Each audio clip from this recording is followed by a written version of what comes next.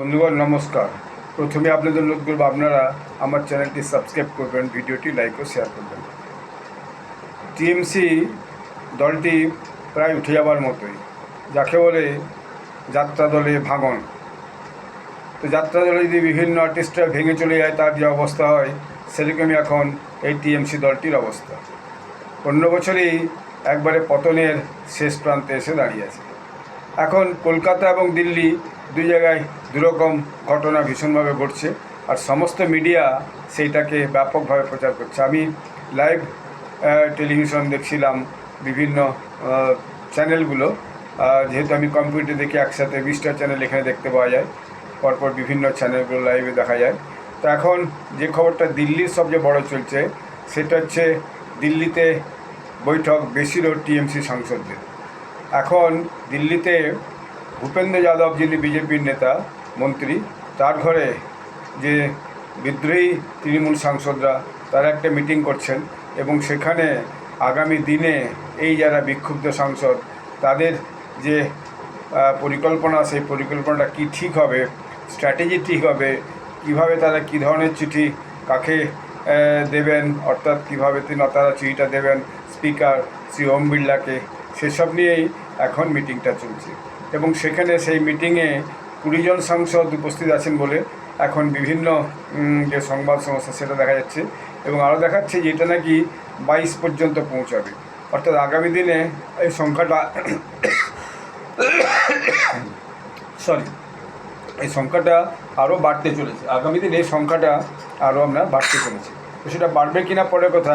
এখন 20 জনই যথেষ্ট অ্যান্টি ডিফেকশন ল থেকে বেরিয়ে আসার জন্য। 19 জন হলে হয়, কিন্তু 20 জন যদি হয়ে যায় যথেষ্ট। শেষমেশ যিনি জয়েন করছেন সেটা সুদীপ বন্দ্যোপাধ্যায়। এই যে আরও 2 জন জয়েন করার কথা শোনা যাচ্ছে, তারা কে কে হতে পারেন? অনেকে অনুমান করছে এর মধ্যে একজন হতে পারেন সত্যগ্ন সিনহা, আর দ্বিতীয়জন হতে পারেন প্রতিমা মণ্ডল, যারা এখনও পর্যন্ত ঘোষণা করে চলছেন না আমরা ওই দলে যাব না। কিন্তু যেমন এখন দেখছি যে टीएमसी के 22 सांसद ने किया कमाल, ममता के सब कुछ छीन लिया, सिंघवी सिवल कुछ नहीं कर पाया। তো এইটা একটা বিভিন্ন মিডিয়াতে এই খবরটা এখন চলছে। এখন এই স্ট্র্যাটেজি বৈঠকে কী হয় সেটাই বড় ব্যাপার। তারা কি সরাসরি যেমনভাবে সিন্ধেগুট মহারাষ্ট্রে বিধানসভায় নিজেরা বিরোধিতা করে পুরো শিবসেনার সিম্বল ছিনিয়ে নিয়েছিল, আর তারপরে তার পতাকাও নিয়ে নিয়েছিল, ঝান্ডা, দলীয় ঝান্ডা, সেরকমই কি এটাও হতে চলেছে? একটা নিউজে দেখা যাচ্ছে এই বিরোধী গোষ্ঠী মমতা ব্যানার্জিকে শুধুমাত্র পরামর্শদাতা হিসেবে চাইছেন।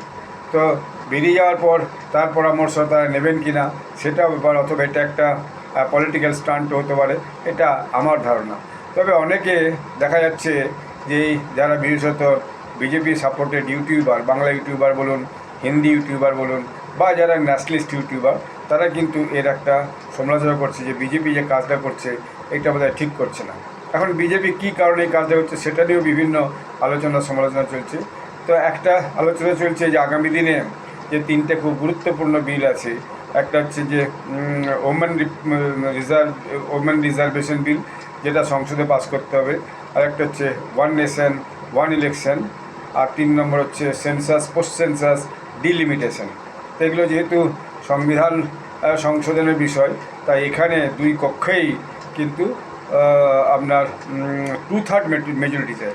2/3 মেজরিটি যদি হিসেব করা হয়, তাহলে দেখা যাচ্ছে যে লোকসভায় যে মোট এমপির সংখ্যা, তাতে প্রায় 362 জন লাগবে। অর্থাৎ মোট যদি সবাই উপস্থিত থাকে, অর্থাৎ অঙ্কটা এরকম, যতজন উপস্থিত থাকবে এবং ভোট দেবে তার মধ্যে 2/3 সংখ্যাগরিষ্ঠতা থাকা দরকার। তাহলে লোকসভায় এখন 543টা সিট, 543কে আপনি 2/3 বললে আপনার 362 হচ্ছে। কিন্তু সেই 362 সংখ্যা পেতে গেলে এখন বিজেপির কাছে সেই 362 কিন্তু নেই। এনডিএর যে টোটাল এখন সংখ্যা সেটা হচ্ছে 292। এখন 292-র সঙ্গে যদি যেটা বাইরের থেকে হলেও একটা ব্লক করে যদি টিএমসি 22 জন সাপোর্ট করে, তাহলে 292 এবং 22, তাতে হচ্ছে আপনার 292, 22, 314 মতো হচ্ছে, মানে 90, 22, 312, 314 হচ্ছে, ঠিক 314 মতো হচ্ছে। এখন 314 যদি ফুল স্ট্রেংথ উপস্থিত থাকে এবং সবাই যদি ভোটিং করে, তাহলে কিন্তু লোকসভাতে শুধুমাত্র টিএমসি এমপিদের সাথে নিলেই লোকসভাতে কিন্তু বিজেপির সংখ্যাগরিষ্ঠতা যে ভোটিংয়ের মাধ্যমে প্রমাণ করতে পারবে না। এটা সংখ্যাতত্ত্ব তাই বলছে, আমি যতটা বুঝেছি। এখন রাজ্যসভার বিষয়টা হচ্ছে যে রাজ্যসভাতে মোট সংখ্যা হচ্ছে যে আপনার 245। তো 245-এ কমপক্ষে 123 জন রাজ্যসভা এমপি চাই। তো এই রাজ্যসভা এমপি যে 123 জন চাই, এই 123 জনের মধ্যে এখন কারেন্টলি রাজ্যসভায় কিন্তু বিজেপি প্রায় সংখ্যাগরিষ্ঠতা পেয়ে গেছে। তাদের প্রায় 192 বলা হচ্ছে, 192 সিট অলরেডি কারেন্টলি আছে এনডিএতে। ফলে রাজ্যসভায় বিলটা পাস হতে কোনো অসুবিধা হবে না, সেখানে 2/3 সংখ্যাগরিষ্ঠতা আছে। এখন লোকসভার বিষয়টা কি হবে সেটা এখন বোঝা মুশকিলের বাইরেও রাজ্যসভায় যে নতুন ঘটনাটা ঘটেছে সেটা যে তৃণমূলের 4 জন সাংসদ রাজ্যসভাতে পদত্যাগ করেছেন। ফলে তৃণমূলের যে 13 জন সাংসদ ছিল রাজ্যসভায়, তার 4 জন কমে যাওয়ার ফলে সেটা হয়ে গেছে 9 জন। যেমন সুখেন্দু শেখর রায় প্রথমে পদত্যাগ করেছে, তারপর করছেন আসামের সুস্মিতা দেব, তারপর করছেন প্রকাশজিৎ বড়াই, তারপর করছেন কোয়েল মল্লিক। আরও শোনা যাচ্ছে হয়তোবা যে আপনার বাবুল সুপ্রিয় আছে, তিনিও না সুইচ চেঞ্জ করেন, ফলে তিনিও এখন বেশিরভাগ গাইতে শুরু করেছেন।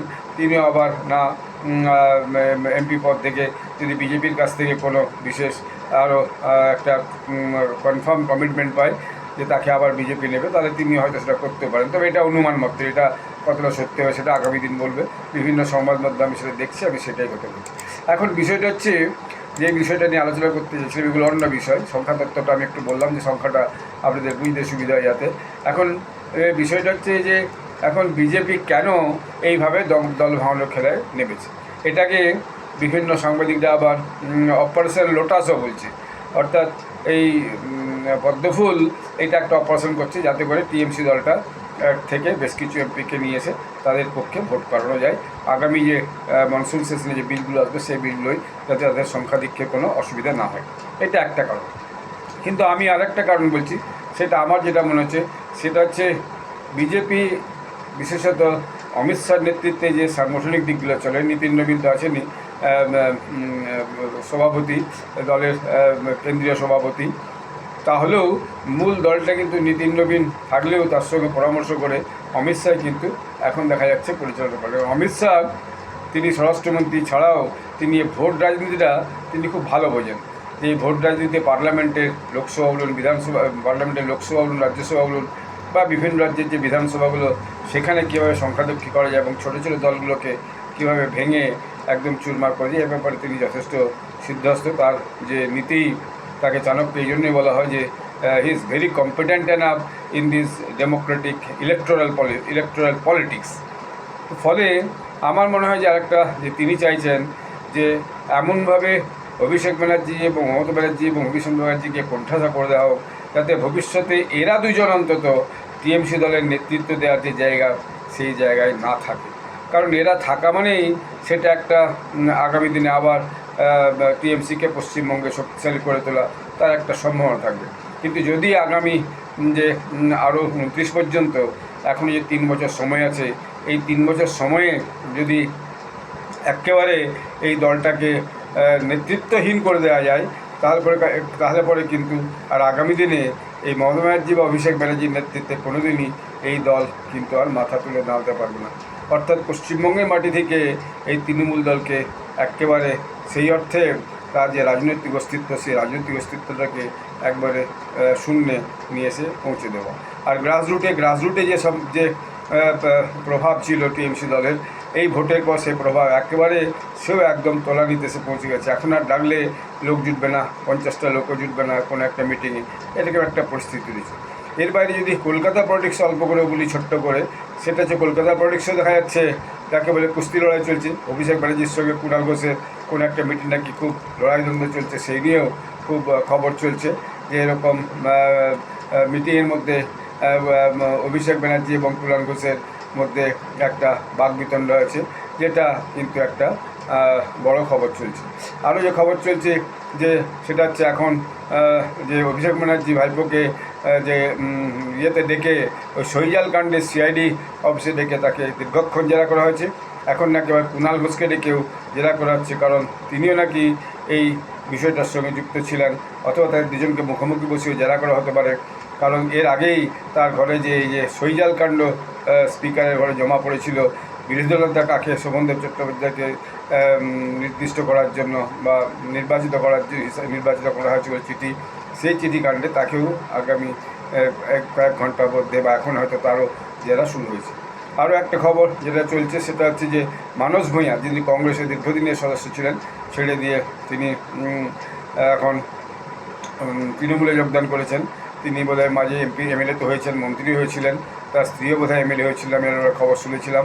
আর হালকা যা মনে পড়ছে, এটা সত্যি কিনা আমার ঠিক এই মুহূর্তে আমি কনফার্ম করতে পারছি না। আর একটা খবর এই মুহূর্তে যেটা চলছে যে কংগ্রেস দলটাই আর থাকবে কিনা সন্দেহ, এই কথা বলে অধীর চৌধুরী নাকি কংগ্রেস ছাড়তে পারে, এরকম একটা জিজ্ঞাসার চিহ্ন দিয়ে একটা খবর কিন্তু একটা নিউজ চ্যানেল চালাচ্ছে। তার ফলে সত্যি সত্যিই যে আগামী দিনে এই যে এই দলের কী ভবিষ্যৎ চলছে সেটা আপনারা সবাই বুঝতেই পারছেন। এই দলের অস্তিত্ব সত্যি সত্যি আক্ষরিক অর্থেই একেবারে যাকে বলে বিপন্ন।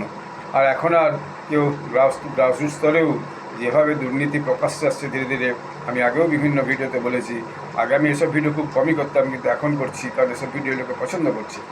ফলে গ্রাসরুট স্তরে পঞ্চায়েত দপ্তরে, পঞ্চায়েত লেভেলে বলুন, ব্লক লেভেলে বলুন, জেলা পরিষদ লেভেলে বলুন, মন্ত্রীদের বলুন, প্রাক্তন মন্ত্রীদের বলুন, জমি কেলেঙ্কারি, চুরি, তাদের ঘরে টাকা বেরোনো, আর অন্যান্য অপকর্মের যে সমস্ত প্রতিনিয়ত যে তথ্যগুলো বেরিয়ে আসছে, খবরগুলো বেরিয়ে আসছে, এটা কিন্তু একেবারে যাকে বলে দলটাকে শেষ করে দেওয়ার মতোই। আর এ ব্যাপারে একটা জিনিসও দেখা যাচ্ছে যে মুখ্যমন্ত্রী শুভেন্দু অধিকারী, তিনিও এখন পশ্চিমবঙ্গের রাজনীতিতে একটা চাণক্যের ভূমিকায় প্লে করছেন।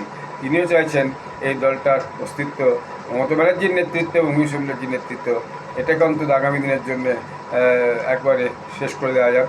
এইটাই এখন রাজনীতির সবচেয়ে বড় অঙ্ক কিন্তু চলছে। শোনাও যাচ্ছে যে আজকে রাত্রে ভূপেন্দ্র যাদবের ঘরে নাকি লাঞ্চ বা ডিনার সবই হবে, বা বিশেষ লাঞ্চ তো দুপুর হয়ে গেছে, লাঞ্চ নয়, রাত্রে নাকি সেখানে মিটিংয়ের পরে ডিনারও হবে। সৌগত রায় এ নিয়ে তিনিও একটা মুখ খুলেছেন এবং খুলে বলছেন যে যে বিজেপির থেকে নানা কিছু পেয়েছে, এখন লাঞ্চ ডিনার সবই হবে। তার মানে দেখা যাচ্ছে যে কয়েকজন এখনও থেকে গেছে মমতা ব্যানার্জির সাথে, সৌগত রায়, মহুয়া মৈত্র, কল্যাণ ব্যানার্জি, অভিষেক ব্যানার্জি তো অবশ্যই থাকবেন, সাজিদা আহমেদ, আর সুদীপ বন্দ্যোপাধ্যায় চলে গেছেন, কীর্তি আজাদ, সত্যব্রত সিনহা ফাইনালি কী করেন, প্রতিভা মণ্ডল ফাইনালি কী করেন। যাই হোক, এরকম একটা পরিস্থিতির মধ্যে এই দল নিয়ে চারিদিকে এখন একটা ভয়ানক সমালোচনাও চলছে, আলোচনাও চলছে। Hindi media, national media, English media প্রচুর আলোচনা হচ্ছে, আর বাংলা মিডিয়ার তো কথাই নেই, কারণ বাংলা মিডিয়ার কাছে এটাই তো খবর, এটাই তো তাদের টিআরপির মূল একটা বাড়ানোর একটা মাত্র ব্রেকিং খবর। অবিরত তারা বিভিন্ন নিউজ চ্যানেল দিয়ে যাচ্ছে। আগে একটা নিউজ চ্যানেল থাকতো, এখন তো লাইভ নিউজ চ্যানেল, সমস্ত দিল্লি বেস নিউজ চ্যানেলগুলো এখন সব বাংলা নিউজ চ্যানেল করে নিয়েছে। ফলে তারাও টাইমস নাও খবর, আজ তক বাংলা, রিপাবলিক বাংলা তো অনেক দিন ধরেই আছে, প্রায় সব জায়গায় এই খবরটাকেই সবচেয়ে বড় করে এখন কিন্তু প্রকাশ করছে, প্রচার করছে এবং শোনাচ্ছে। ধন্যবাদ।